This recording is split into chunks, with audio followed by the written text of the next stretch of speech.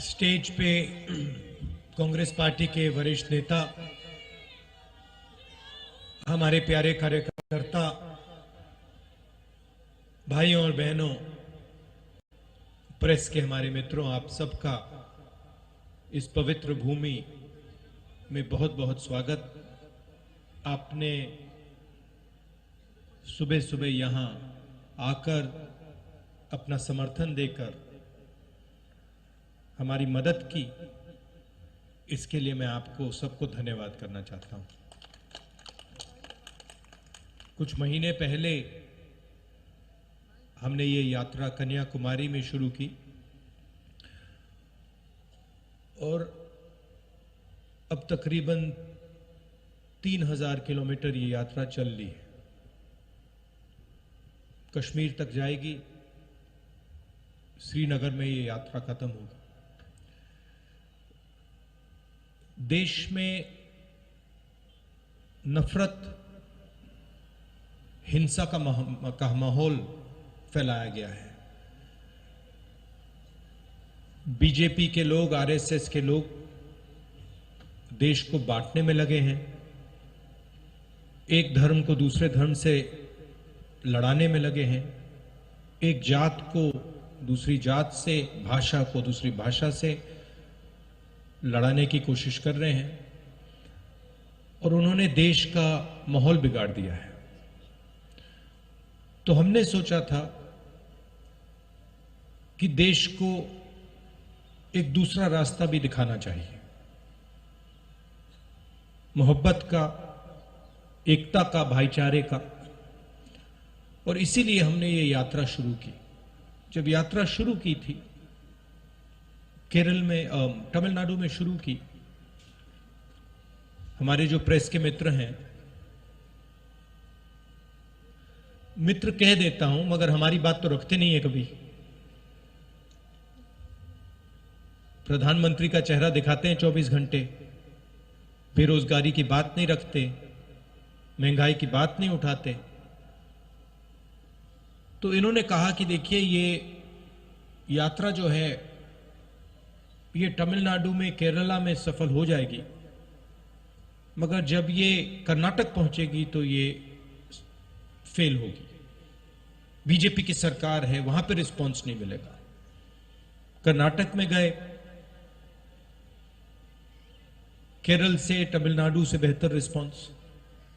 फिर उन्होंने कहा, बीजेपी के लोगों ने भी कहा, हाँ ठीक है, कर्नाटक तो साउथ इंडिया है, महाराष्ट्र में रिस्पांस नहीं। महाराष्ट्र में आए और जबरदस्त रिस्पांस। फिर कहा ठीक है, महाराष्ट्र में हो गया, हिंदी बेल्ट में तो नहीं होगा।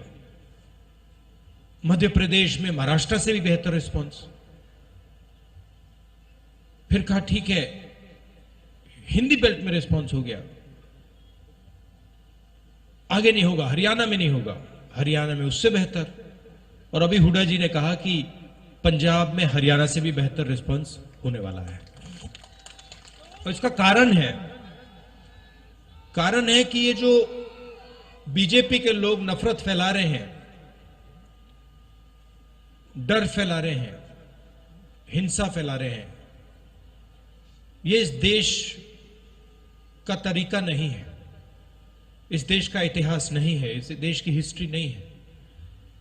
ये देश भाईचारे का देश है, एकता का देश है, इज्जत का देश है, रिस्पेक्ट का देश है।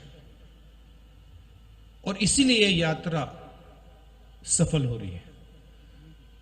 लोगों ने कहा कि देखिए, कांग्रेस पार्टी के नेता 3000 किलोमीटर चल रहे हैं। और जहां भी मैं जाता हूं, मैं कहता हूं कि ये कोई बड़ी बात नहीं है। पंजाब का हर एक किसान हमसे ज्यादा चलता है।